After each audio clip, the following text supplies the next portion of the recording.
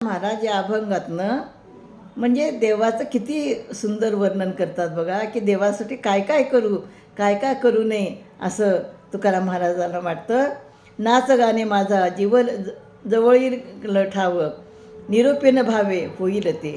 तुम्हा निद्रा मज अज्ञाते स्वभावे, उतरून जीवे जाईन लोन.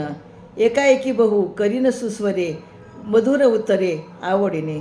तुका म्हणे तू जगत आणि उदार, फेडशील भार एक वेळा. तर देवा तुमच्या भजनामध्ये नाचावे, तुमचे वर्णन करावे, हेच माझ्याजवळ कला कौशल्य आहे.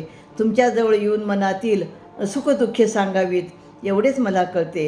देवा तेव्हा तुम्ही झोपी जा, म्हणजे मला झोपी जाण्याची सहजच आज्ञा होते.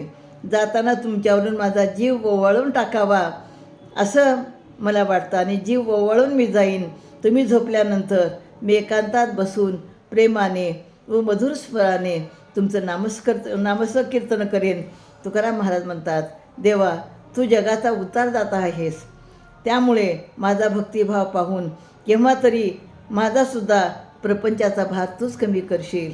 आणि जेव्हा तू माझ्या प्रपंचाचा भार कमी करशील तेव्हा मी अगदी पूर्ण वेळ तुझं नामस्मरण करेन आणि तुझ्या सोबत राहीन, असे अभंगात सांगतात.